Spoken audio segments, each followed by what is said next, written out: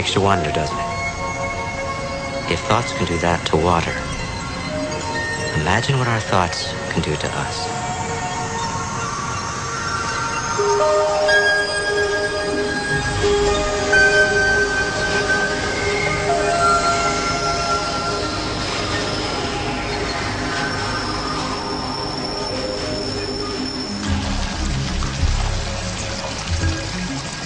One of the most interesting experiments with random event generators occurred when it was really out of time. Some of the Princeton investigators and some of the other ones decided that they would try to see whether or not you could affect a random machine after it had run. So they converted it, instead of having a computer with a visual screen, they had a computerized situation that was audio tapes. And they had it with clicks in the left ear and clicks in the right ear. And they already played this with nobody listening to it, so that it already ran. They put that in a vault, and they then gave the tape, the already run tape, to a participant and said, take it home, I want you to listen to it, and I want you to make more left ear clicks than right ear clicks with it. Send your intention to it. So the person did. They handed back the tape, and they played it, and lo and behold, and they played the one in the vault too, and they discovered that they were both the same, and they both had more left clicks than right clicks. So what was going on here? Well, it wasn't as though the person who was the participant had actually affected it at the moment he was listening to it. His thoughts and his attention had moved back down the timeline and affected it at the moment it was generated. Most people don't affect reality in a consistent, substantial way because they don't believe they can. Whatever way we observe the world around us is what comes back to us. And the reason why my life, for instance, is so lacking in joy and happiness and fulfillment is because my focus is lacking in those same things exactly. If we're victims, we should ask ourselves, have I a victim mentality?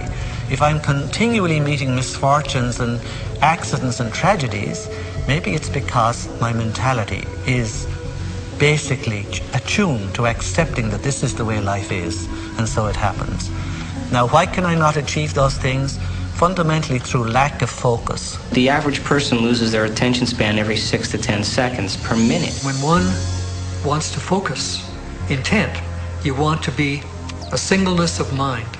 That's why some of the old occult teachings teach people to focus on a flame, a match flame, in fact, so that you learn to bring your attention into a very sharp channel so that the energy density becomes greater. The mind is structured in layers, just like the universe is structured in layers, from superficial to profound. And if we use the mind at a very superficial level of ordinary thought, we have very limited power. We can barely move a speck of dust across a tabletop without using our hands. So weak can consciousness be. But at the deepest level of consciousness, consciousness creates universes. But we always wonder then, don't we? When we wish for all of those, to be able to heal with the touch and to raise the dead and to manifest a loaf of bread in our hand. And we always wonder why we can't do that, but we can never ask a question that we don't already know the answer to. And the answer is because we don't believe we could do it, and it interferes with our agenda of our own personal addictions that define us. We have never had enough time to care for anyone else other than our own emotional addictive needs.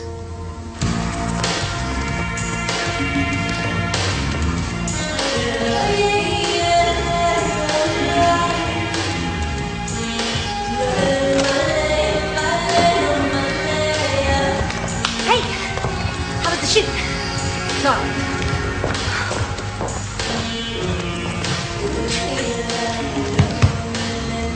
Your boss called. He's worried about you.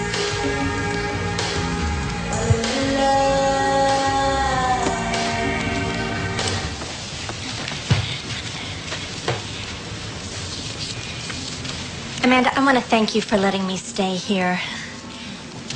I know I'm a bit much sometimes, and that it's been tough after Bob and all.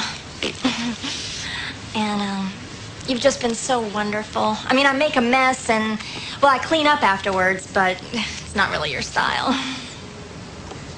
Sometimes I think you make me sane. Me? The day I make someone sane, they're in trouble. Anyway, I made you something as a thank you gift.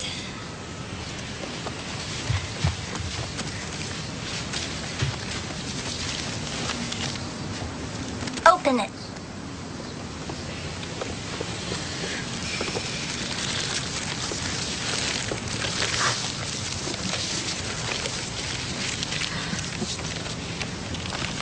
I went through your pictures and picked my favorite ones. And it took me forever because there's so many good ones.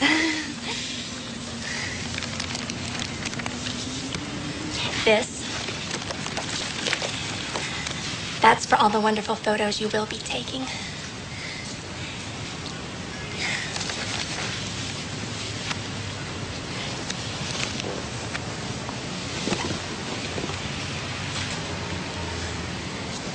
Oh. I've had a strange day. Thank you.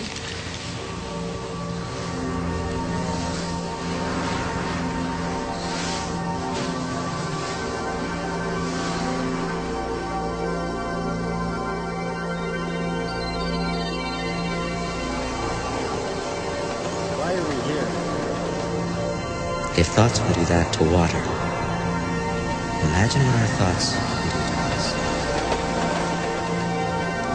What our thoughts are made of. Is there a substance of thought?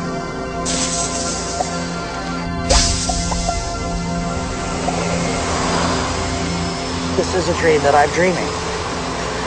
Just as in a dream, you dream different characters can emerge and come out to you and talk to you and meet you and so forth. It's possible to go to another level of dreaming where you can become each of the characters that you dream. Go backward and forward in time. Time is relative. It goes backwards in time. Forward in time. Time was not absolute. Information. Time reversal symmetry. Of course we can go backward and forward in time. Occurred Are when it was all realities in the quantum field existing simultaneously? The actual event experience. There literally are different worlds in which we live. There's the macroscopic world that we see. There's the world of our cells. There's the world of our atoms. The world of our nuclei. These are each totally different worlds. They have their own language. They have their own mathematics. They're not just small. Each is totally different. But they're complementary. Because I am my atoms, but I am also my cells. I'm also my macroscopic physiology. It's all true. They're just different levels of truth. The deepest level of truth uncovered by science and by philosophy is the fundamental truth of unity. At that deepest subnuclear level of our reality, you and I are literally one. This gradually led into some notions that there was an invisible connection between everything. Physicists give this a name. They call it entanglement.